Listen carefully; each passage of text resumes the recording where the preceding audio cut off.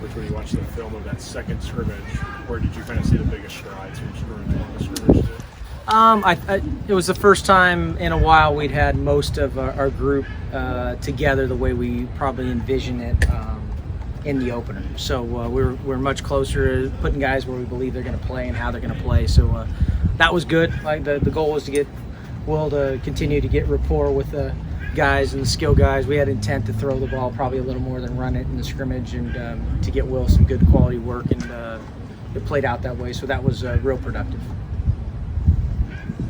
There have been reports of that tight end room just continuing to take strides, and even a name we hadn't talked about a lot, Jordan Dingle, stepping up in a way. Can you speak on that tight end room? Are those reports coming from me? No, I've been hyping those guys up, but I've been really, competition brings out the best, especially when you got qualities, the character that they have. They're grinding, they're improving. I've seen them get better.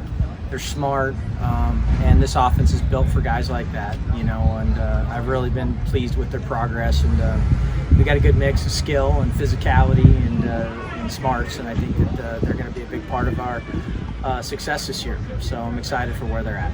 Rich, David Wallabaugh, left tackle, what have you seen from him this fall camp, and how's he progressing? Yeah, I mean, he's a young player. He's gotten better and better.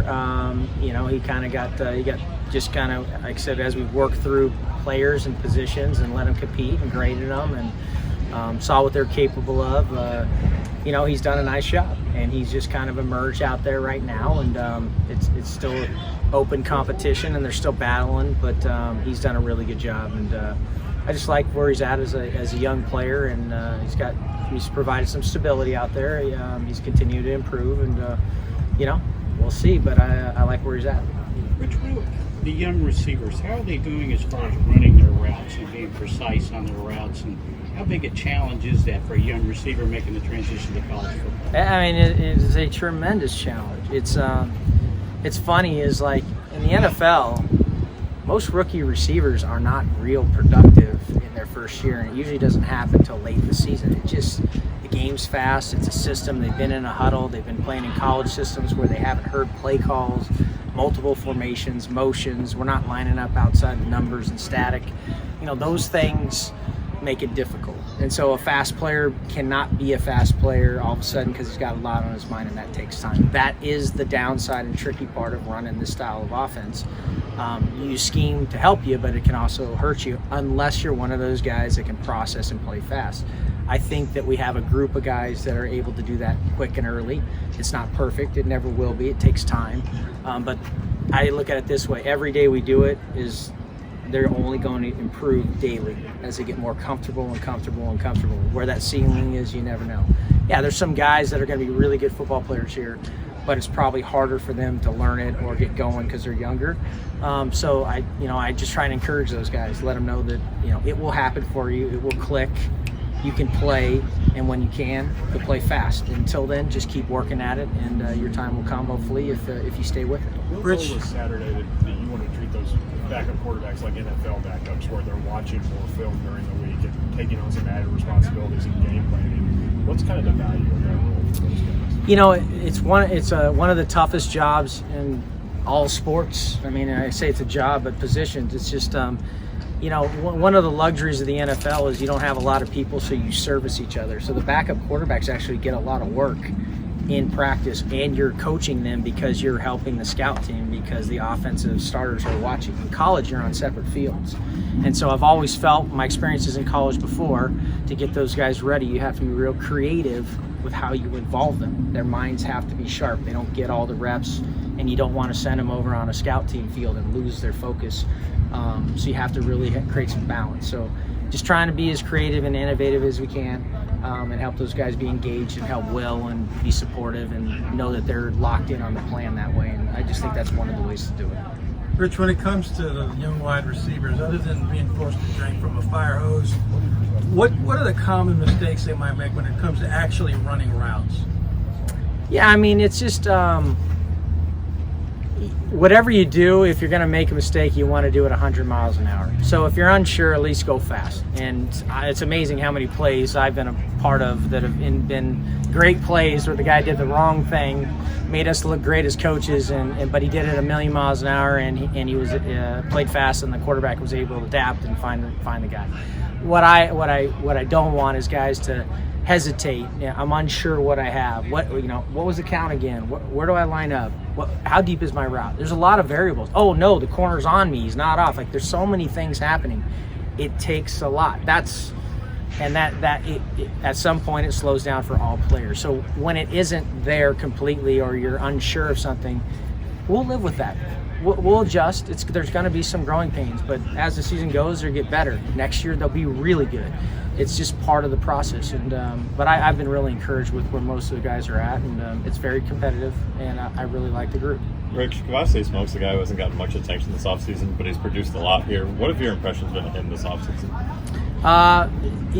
Like a lot of people, I think competition brings out the best in you. And I think that in that room, you have C-Rod and then this group of guys that are battling for every rep. And only one tailback plays like one quarterback, and there's only one ball to hand off. And when you got a workhorse like C-Rod, you're not going to take him off the field unless you have to.